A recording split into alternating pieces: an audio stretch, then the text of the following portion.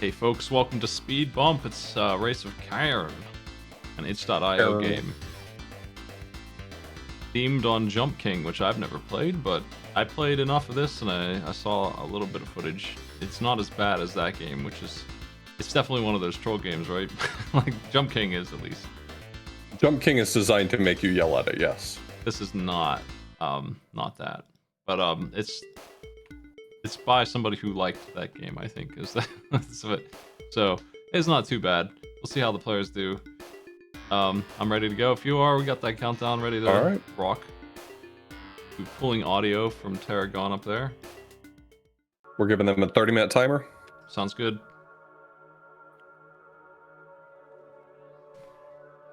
We have Talkin' Pit right after this 30 minutes is up, so we'll be rolling. Oh, I can't wait to watch that. That sounds like a lot of fun. Yeah.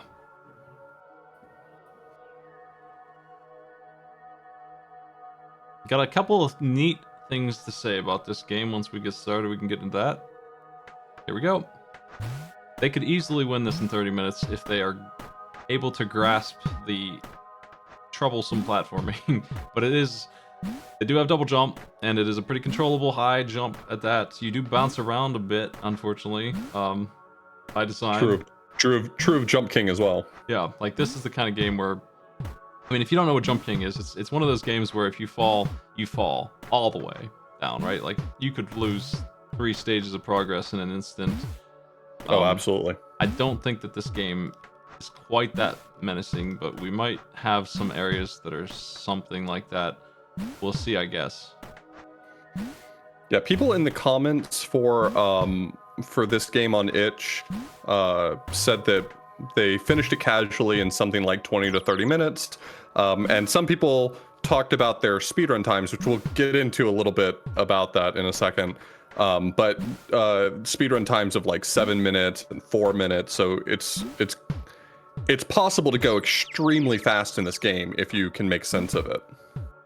Yeah, so one of the other features of this that is just weirdly incredible, I guess maybe isn't as uncommon as I think it is, but this game changes based on edits that you can make to the stages while you're playing it, and those reflect onto the game forever. Everyone will suffer those changes. So you could have a speed run down and you could go in the next day and the whole game would change on you. It would just be a little out there. The bricks would be in the way all of a sudden, stuff like that. That's a thing. Yeah, it's a really neat idea. The thing about it is that it uses the Mario Maker style, where if you want those edits to persist, you have to beat them. But I kind of anticipate with a game like this that it probably are edits that are favorable, not edits that are trolling. Yeah. Like I would not expect to be playing this and think I'm gonna put a really nasty block somewhere and then make my life harder just to screw over other people. I'm sure there's people who do that, but I expect them to mostly be kindness. One of the images in the preview is someone making a level and they're just giving themselves a bridge to cross. Nice simple bridge. We see Gaffadil is currently doing it, using look and return and pick up and making blocks appear. They're doing it right now. And I don't think that will affect the other players immediately, but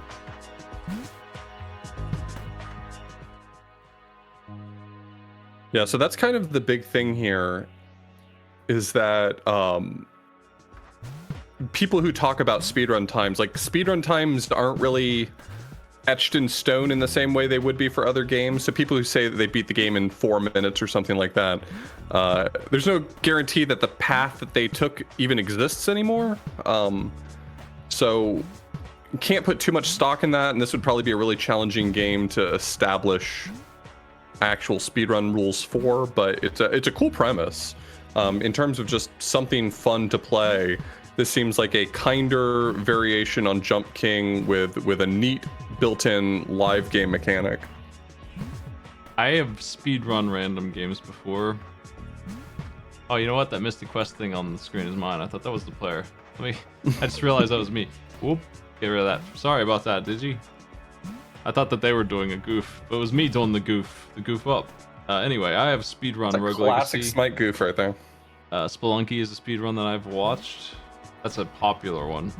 Pure RNG, those games. And you can get those times down to ridiculous amounts of time if you're lucky as sin, and also really good at it too. And so it's a frustration to speedrun because you can play perfectly and get the worst time you've ever gotten. There's not really... it's kind of difficult. I mean, the grand scope of speedrunning has changed so much over the years. I would say that there's a distinction between like games that have randomness and games like this where there's like bespoke edits being made. But like at the same time, people speedrun like beating 100 levels in Mario Maker, and those are all handmade levels. So I mean, at what point does it become... I had the world record in that for a little while. I'm really sorry for you. It was pretty easy. It just wasn't an optimized time yet. The random games that are popular are extremely optimized to a ridiculous... Like, watch the Spelunky speedrun. I'll see you before I can get a glass of water. You'll be back. It's over in 2 minutes because they find a teleporter at the very beginning and use it to warp through the whole game. Right. There's enough consistency that they can win if they get lucky.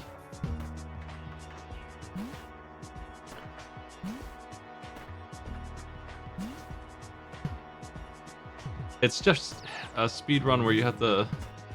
It's a different type of thing. Like, it's just... The same elements are there of skill and stuff, but yeah. It's not what's going on here, really. Just a little bit. Not much.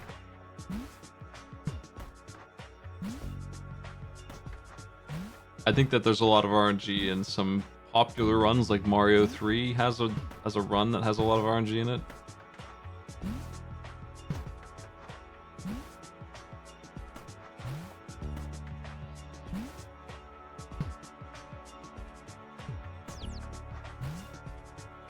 What's a Jump King speedrun look like?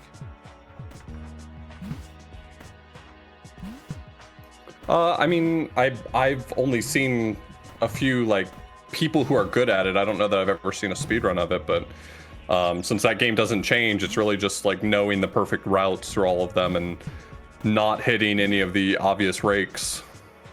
I watched Colin Zombie fall 3 floors, but not 4. They landed on that chimney.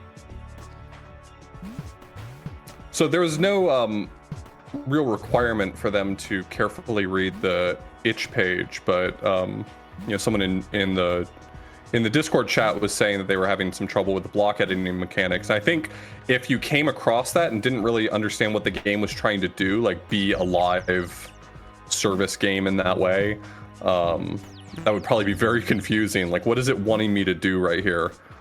So I just told them that whatever state the world is in, it should be beatable, and they're not required to engage with that. So to move past it if they don't want to engage with it. Yeah. If it's not easy enough, would you be able to edit somebody's Kaizo edit? Is that how that works? I think that's the idea, is that you're supposed to be able to just make a change, whatever change you want to, and as long as you can beat it, then it becomes the new version. Yeah, so that definitely de-incentivizes people trolling the thing. Well, the real question ultimately is, like, can you just make a change to the whole stage and that gets sent out, or can you only make a small number of changes at a time? Because, like, if you got good at the block editing mechanics and you were allowed to make sort of far-reaching changes, you could more or less just like build a whole staircase up to the exit and lock that in. I think you have a really limit. fast. Oh, Callan Zombie fell. That's the screen I just happened to be watching. Tarragon's back at the start as well. Ooh. Yeah, you can only move blocks to checkpoints, and you can only move a few. It looks like it's a pretty reserved edit function sort of thing. Seems like only one block at a checkpoint. Got it. So you're only allowed to make one change. So yeah, that seems like it would both disincentivize you using that to troll and incentivize you to like make things better for you, which in turn makes things better for everyone. Looks like Colin is currently doing that editing. So they've moved those 2 blocks to make a staircase.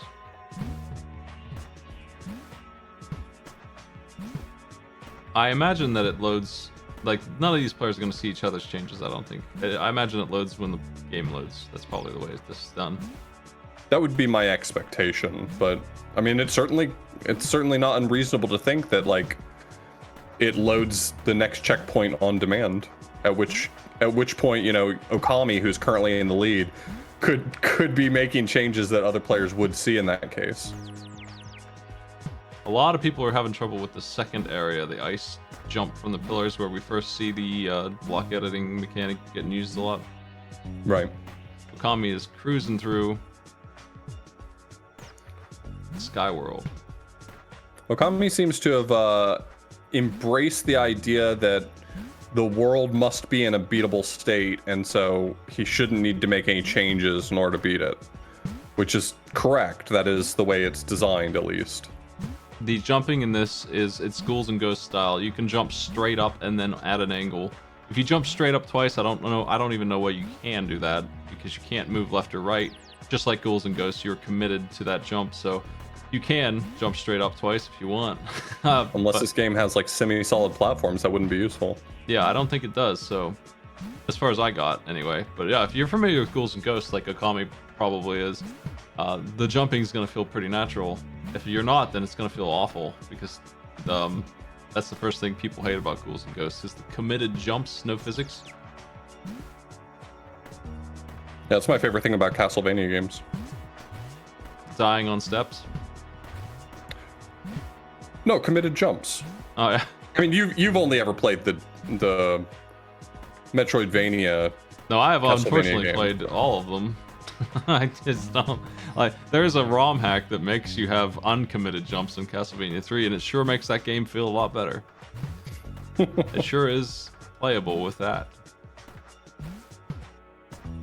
I think the reason Ghouls and Ghosts doesn't bother me is that one specifically has on the Super Nintendo a double jump as well, and that gives you a whole lot. And that game is hard as it gets, but that is a fun mechanic.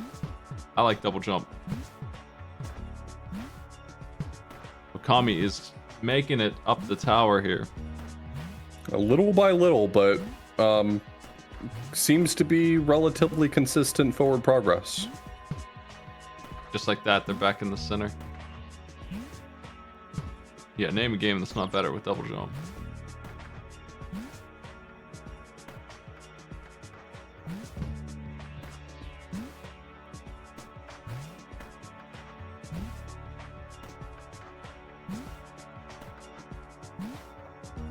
Gaffadil is at the ice. I think that's the third zone, and I think Okami's in the fourth. They've only been 12 minutes at it. I feel like 30 minutes is a good time before people lose their minds in this. Yeah. It's a pretty frustrating kind of game when you lose your progress. This is the sort of game that you have to really be into this type of game to be able to put up with it. Yeah, I wanted to make sure it wasn't getting over it by Bennett Foddy before I let them have this one. Like, I played it a little bit to see how hard we're talking about. Okay, Okami has made a little bit of forward progress. Love to see it. They might be done. Is that the end?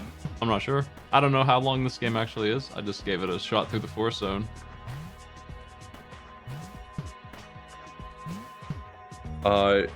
It seems like Okami is done.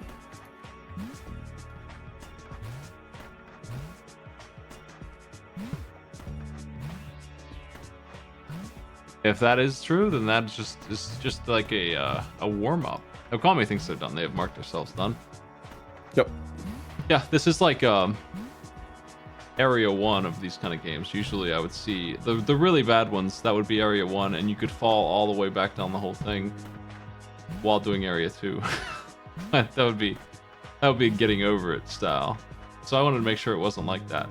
And this one is shorter, and it's a cute little pixel game with nice controls for what it is. Our players are further than they think. Yeah, Jump King does this kind of thing. It's possible to lose a lot of progress, but it also has like waypoints along the way where it's easier to catch yourself. I'll say that.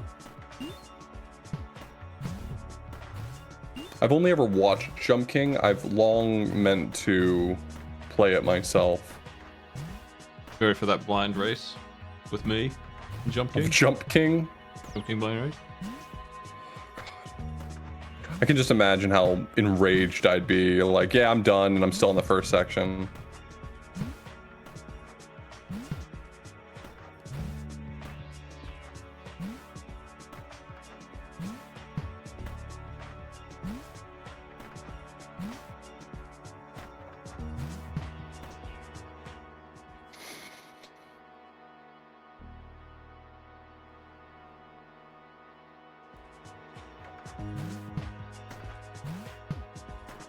You gonna feature Chrono Trigger on Talking Pig? I'm not talking about Chrono Trigger. Man. I've deleted that from my hard drive. Oh, jeez. An insult to whoever made that. The A-Team.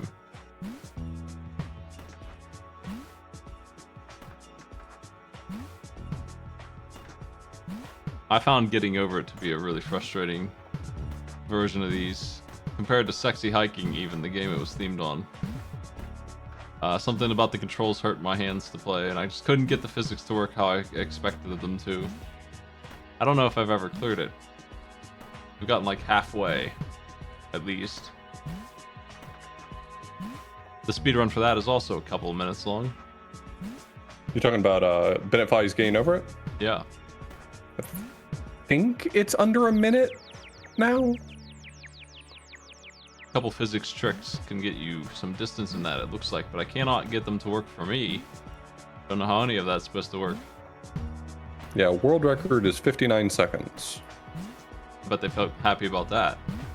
I bet they would do. There's only one person with a sub 1 minute time. And it's 59 seconds, 0.885. Nice. Yeah, I have never played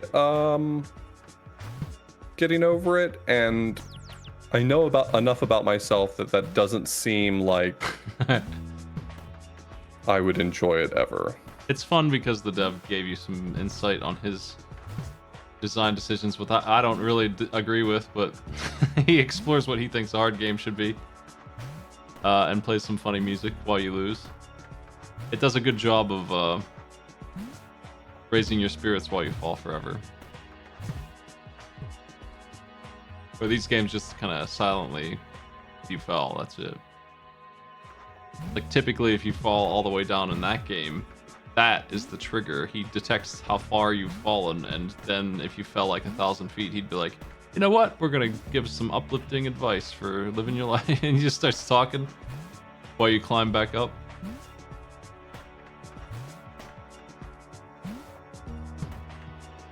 That is the good part of that game. Like, that's why I think it's okay. If it weren't for that, it would just be another trollish, weird game.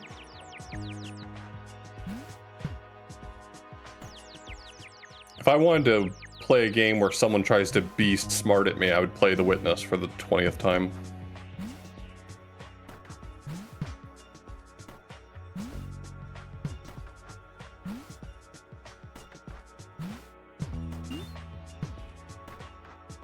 I think I've seen you play that.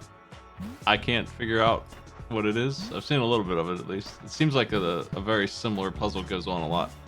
Oh man, Gaffadil fell the entire way down. Oh lord. That was a big one.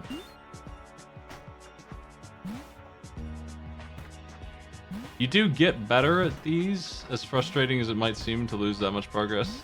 And Mr. Foddy does touch on this. How it's not as big a deal to say. Like, it feels awful to fall that far, but you then cruise right back through it because you seemingly have mastered what little finesse you need to make it happen. So what took you hours before, pretty much to do right away.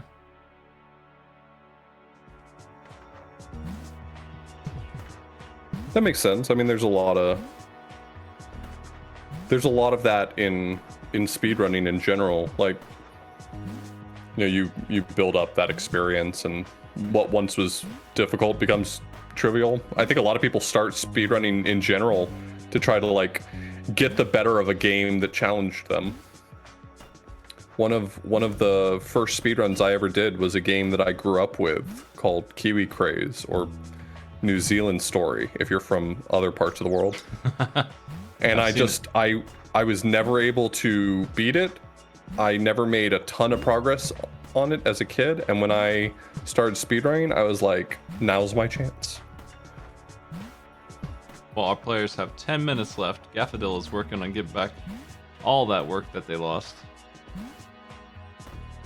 They're trying to get through these 3 jumps here. They're jumping right over the platforms. Who all's on Talking Pit tonight, Smite? What do we got going on after Speed Bump? Well, I'm on it. Oh God, never mind. Yeah. Tuesday is bringing in some games. And Emily's coming back after a little break from Arcade Pit. Off the Blues got something.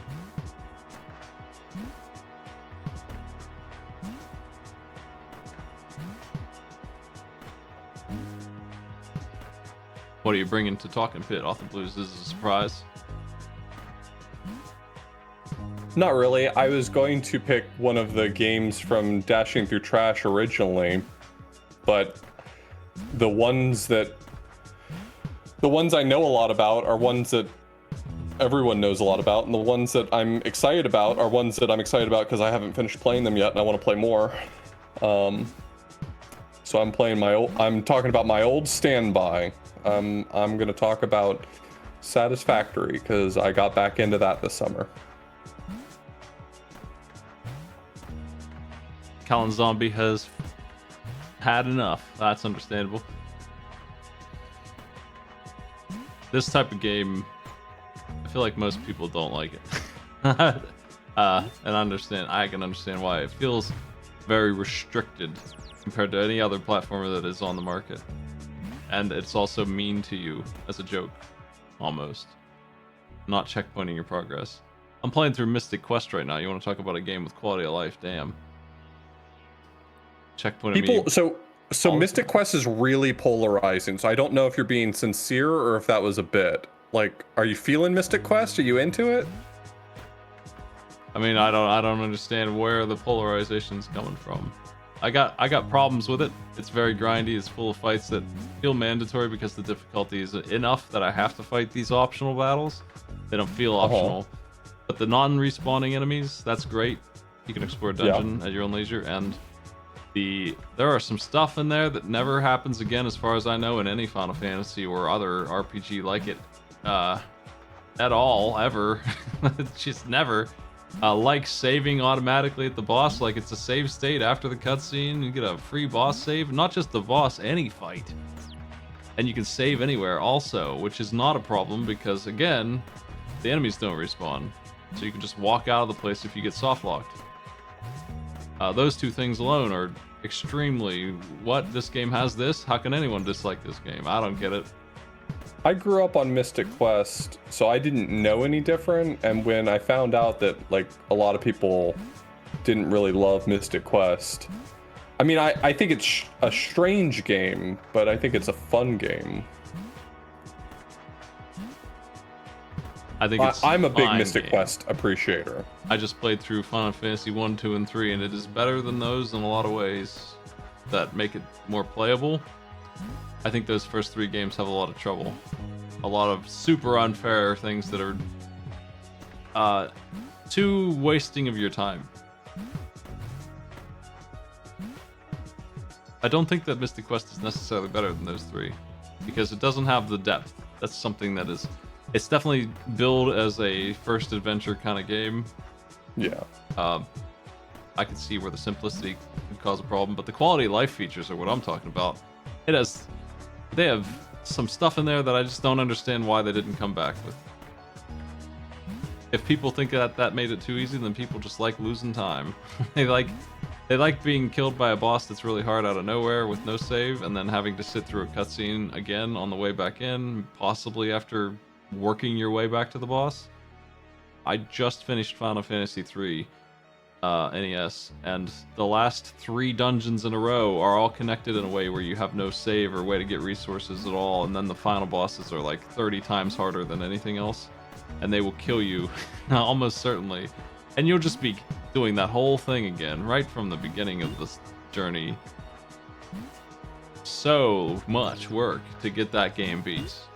To go from that to Mystic Quest. Oof. My only complaint about Mystic Quest is the same thing you said and Adjo Gamer in chat said, is like, even though it's nice having all the enemies on screen, it is kind of a frustrating experience sometimes when you're like, I just want to go to that corner of the room and you see that there's like 4 guys standing in a row that you will not be able to walk around, and it's like, okay, so I'm just gonna have to fight 4 times. It's a bad feeling. Yeah, I just did a dungeon where I have an invisibility mirror that I did not find until the dungeon was done. And it effectively didn't matter anyway, because I had to fight those battles whether I could see the enemy or not. I could tell by the position of the enemies that I would not have benefited from being able to see them. So it almost did what Chrono Trigger does and lets you skip battles, but I think the difficulty is so high anyway that you don't really want to. I bet I can figure out a way to win. I've started skipping battles at this point. It seems like the curve is over. I put 4 hours into it. It doesn't seem like a long one. No, you could definitely beat Mystic Quest in a few sessions. Final Fantasy 1, 2, and 3 have an advantage of, I don't want to say replayability, but they have job systems and stuff that give you a lot of variance, a lot of options, a lot of complexity.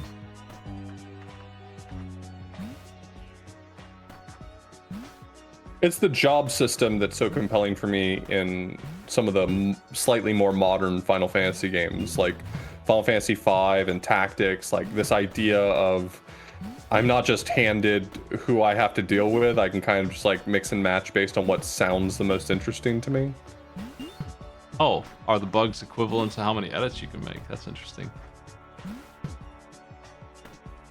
I did notice Okami into the game with like 6 bugs in tow, and I was thinking that might have been because he didn't make any edits, but Patty is nearly there. Are they going to be able to clear it in time? They have just this last area, I think, to go. This was definitely the part that tripped up Okami the most, so I wouldn't be surprised. Have we seen, I think Tarragon, okay, at first I thought Tarragon maybe didn't ever discover the double jump, but that's not the case. I'm mistaken.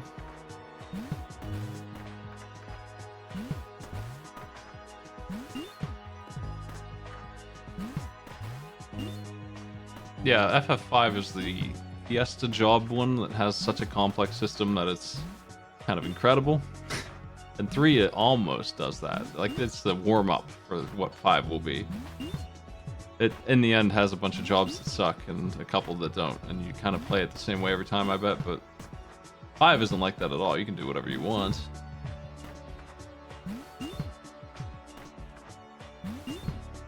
Four and 6 don't really care about that. 4 and 6 are just a play it once kind of experience.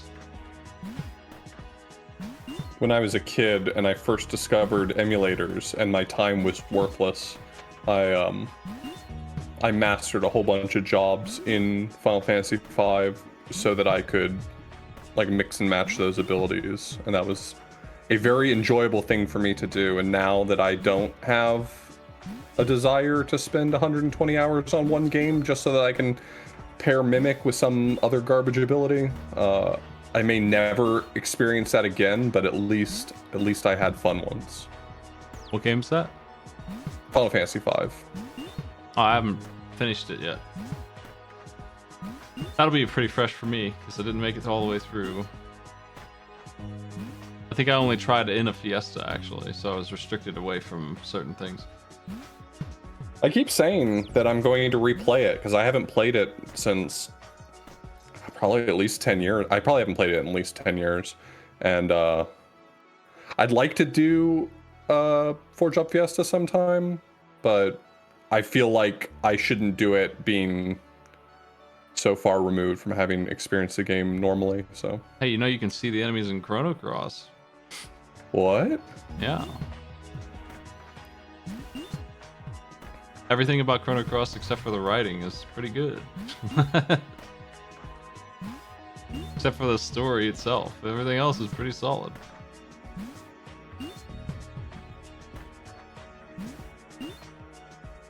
think that this is gonna be where everyone's lying. We have 1 minute. Time is coming up. I'll probably give people a quick rubric for how to input a score to specify their how far they made it.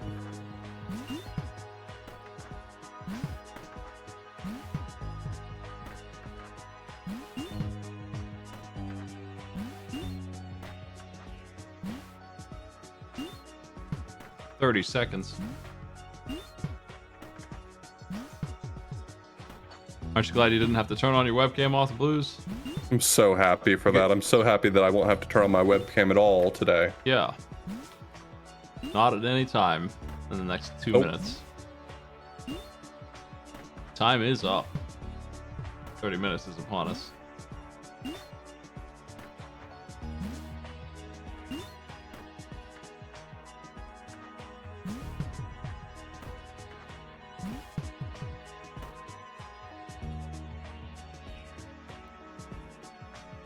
Alright, well, thanks for joining us for Cairn. You can find this game on itch.io. Find a lot of stuff on that website. In fact, that's the Game Jam Central.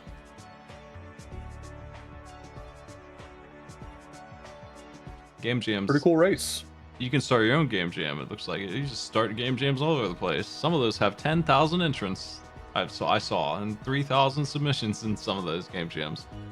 Very big That's program. a lot of entrants. Yeah. Pretty wild. Well, folks, stick around. We're going to do Talking Pit, but just reading off who won here. Obviously, Okami was number one. Cleared it in like 12 minutes. Looks like their time officially was 13:24. And we have Digi and Gaffadil with 4. Nodelecta with 3. Callan Zombie and Tarragon were on World 2-ish. Gaffadil was second place, I would say, as far as it goes. But yeah, we'll be right back. We're going to start up Talking Pit, which maybe needs a little bit of theme work. We'll see if my scenes are all messed up. I tried to check them. It might take a minute to set up. We'll do our best. We'll be back in